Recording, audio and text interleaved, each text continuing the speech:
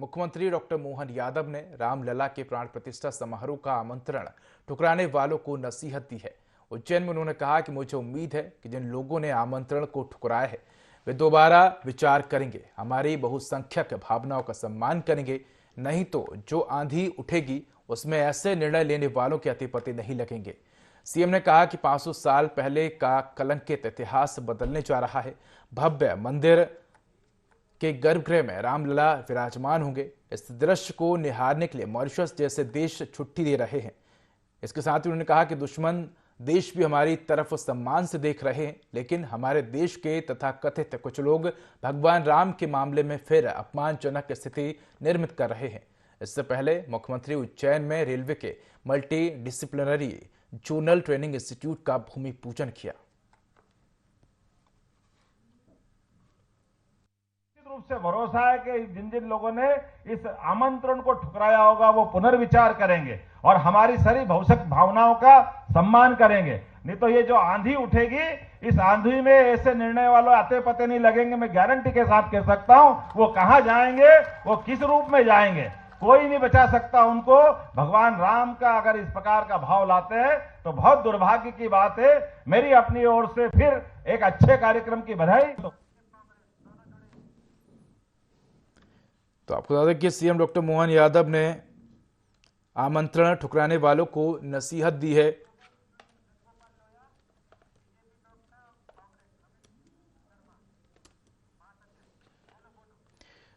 तो इसी खबर पर अधिक जानकारी के लिए हमारे साथ ब्रज गोपाल लोया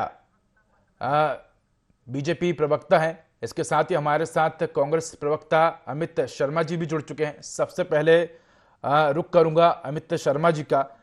अमित शर्मा जी, मुख्यमंत्री मोहन यादव ने कहा है कि जिन लोगों ने समारोह का आमंत्रण ठुकराया है उन्होंने उनको नसीहत देते हुए कहा है कि ऐसे जो लोग हैं उनके अते पते नहीं लगेंगे। क्या कहेंगे आप इसको लेकर, सीएम मोहन यादव के बयान को लेकर?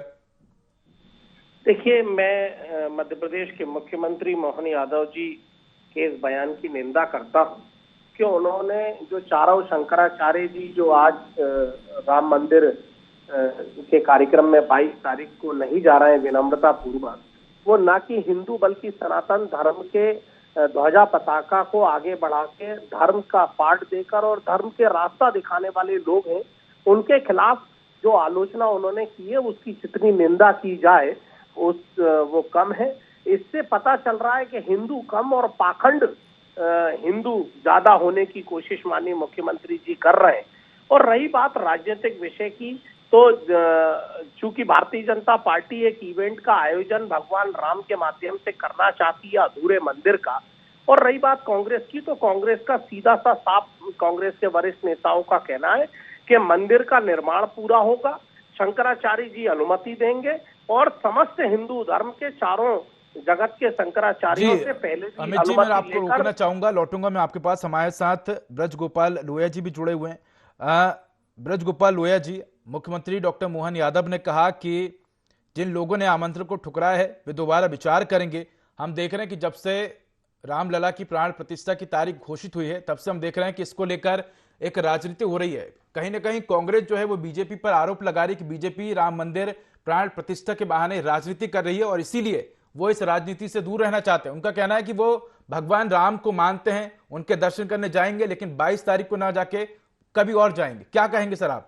देखिए, मैं पूरी बात मेरे कांग्रेस के मित्र प्रवक्ता की सुन रहा था और जिस तरह की वो बातें कर रहे थे कि वहां शंकराचार्य भगवान का वो नाम ले रहे थे, तो तीनों शंकराचार्यों ने बाकायदा स्पष्टीकरण जारी किया है कि कांग्रेस और विपक्ष जिस तरह के आरोप लगा रही है ऐसा उन्होंने कभी कुछ नहीं कहा। और उन्होंने तीनों शंकराचार्यों ने यह आग्रह किया है कि सभी लोगों को अयोध्या जाना चाहिए। पहली बात तो ये।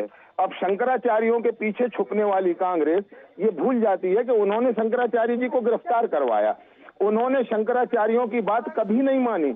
1988 की धर्म संसद और 1993 की धर्म संसद, इन दोनों में चारों शंकराचार्यों की उपस्थिति में ये निर्णय हुआ था कि हम वहां राम का मंदिर उसी स्थान पर बनाएंगे जहां राम का जन्म हुआ था। तब कांग्रेस ने इसे मानने से इनकार कर दिया। देखिए, कांग्रेस उस छिपकली की तरह है जो रात भर कीड़े खाती है और सुबह जाकर किसी महापुरुष के चित्र के पीछे छुप जाती है। आज वो शंकराचार्य जी के पीछे छुपने का प्रयत्न कर रहे हैं, परंतु जो आपके कर्म हैं पिछले 75 वर्षों के, उसे देश की जनता बखूबी जानती है। आज मैं अक्षत वितरण कार्यक्रम से ही आपसे संवाद कर रहा हूं। एक अद्भुत उत्साह है, ऐसा उत्साह हमने अपने जीवन में कभी देखा नहीं, कभी सुना नहीं। हमने कभी पुराणों में और ऐतिहासिक और हमने महात्माओं से सुना है कि जब अवध में राम आए थे तब अद्भुत उत्साह था। लगभग वैसा ही उत्साह आज पूरे देश में है। और निश्चित जो मुख्यमंत्री जी ने कहा है कि इनके जब चुनाव आएंगे तो जनता इन बताएगी कि जनमत के विरोध में चलने का नतीजा क्या होता है। जी, मैं लौटूंगा ब्रज गोपाल जी। अमित जी, आपने ब्रज गोपाल जी की बात को सुना। उनका यही कहना है कि जो भगवान राम है वो तो सबके हैं, लेकिन कांग्रेस जो है वो इसमें राजनीति कर रही है। और इसी को लेकर हमने ये भी देखा है कि मुख्यमंत्री मोहन यादव ने भी कहा कि दुश्मन देश भी आज जो है वो सम्मान की नजरों से देख रहे हैं। उन्होंने मॉरिशस का भी उदाहरण दिया। उनका कहना है कि कुछ लोग इस तरह की आपत्तिजनक स्थिति निर्मित कर रहे हैं। आखिर क्या दिक्कत हो रही कांग्रेस को रामलला प्राण प्रतिष्ठा में जाने में, क्योंकि भगवान राम तो सबके हैं? देखिए उदय भाई, एक तो लोहा जी जिस तरीके से वक्तव्य दे रहे हैं कि चारों शंकराचार्य जी ने वक्तव्य देकर वो कर दिया, तो ध्वजा पताका अगर शंकराचार्य जी कह रहे हैं और किसी बात को अगर आगे बढ़ाने की बात कर रहे हैं तो वो पूरी सोशल मीडिया में और मीडिया के माध्यम से उनके धर्म संसद के जो संदेश हैं वो लगातार जारी हो रहे हैं। और अगर कांग्रेस उन पर छुपने का काम कर रही है, अगर ऐसा उनका आरोप है, तो इस आरोप को मैं स्वीकार करता हूं कि निश्चित तौर पे हम शंकराचार्य जी के अनुयायी हैं और हमारे हिंदू धर्म की पताका, जो हम हिंदुओं के ठेकेदार ना बनना चाहते, ना शंकराचार्यों से बड़े कांग्रेस का कार्यकर्ता ना नेता होना चाहता, वो भारतीय जनता पार्टी के लोग होना चाहते हैं। और जिस तरीके से पुरी के शंकराचार्य जी हो या और 3 हमारे दयानंद भारती सरस्वती जी हो या हमारे और भी कोई शंकराचार्य जो वक्तव्य दे रहे हैं, मुझे उसकी दोहराने की आवश्यकता नहीं है। तो बार बार ये कहा जा रहा है कि अधूरे मंदिर की प्राण प्रतिष्ठा करने की आवश्यकता। अमित जी, अगर देखा जाए, अमित जी, क्या मोदी जी तय, उदय जी मेरा पूरा हो जाने दीजिए। मोदी जी या भारतीय जनता पार्टी तय नहीं करेगा कि कौन सा शुभ दिन है। ये धर्मशास्त्र और धर्म पताका फहराने वाले, ध्वजा को आगे ले जाने वाले धर्मगुरु हमारे तय करेंगे। और धर्मगुरु ये कह रहे हैं कि जो 22 तारीख का दिन तय करा है वो ठीक नहीं है, वो शुभ नहीं है। मंदिर पूरा होगा, कांग्रेस का एक एक कार्यकर्ता से लेकर। और अमित जी, मान लीजिए अमित जी, कोई और दिन अगर तय किया जाता तो क्या उस दिन भी कांग्रेस जाती?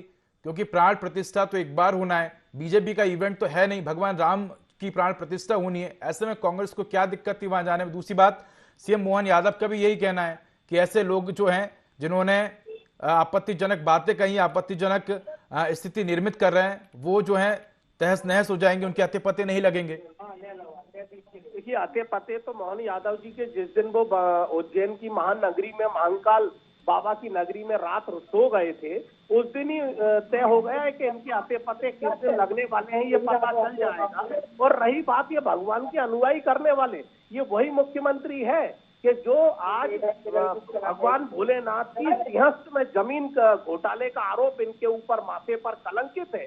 ये रिकॉर्ड और उसमें दर्ज है। मध्य प्रदेश की पूर्व की सरकार ने, तत्कालीन मुख्यमंत्री शिवराज सिंह सरकार ने ये प्रूफ करा था कि इन्होंने जमीन दबाने का काम किया है और ये वहां के कलेक्ट्रेट में रिपोर्ट दर्ज है। ये वही मुख्यमंत्री कर रहे हैं। ये मुख्यमंत्री हमें अमित जी आपकी बात का जवाब ब्रज गोपाल जी देंगे। जी ब्रज गोपाल जी, आपने बात को सुना उनकी?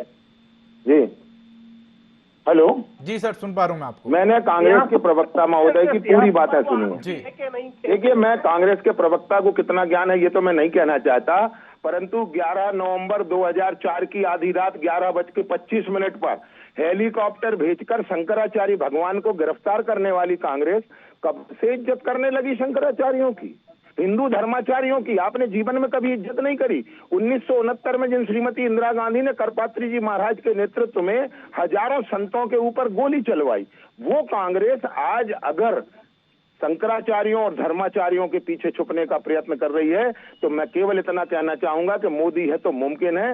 ये सनातन संस्कृति के उत्थान का काल है और इसमें जो मुख्यमंत्री जी ने कहा है कि जो आज न्योता स्वीकार कर रहे हैं, इनको खुद के न्योते लेने वाला कोई नहीं मिलेगा। राम के कोप से आप 414 से 44 तक आ चुके हैं और ये राम का कोप अगर आपने और उठाया तो क्या आपका हश्र होगा वो मैं नहीं कह सकता, वो भगवान ही बेहतर जानता है।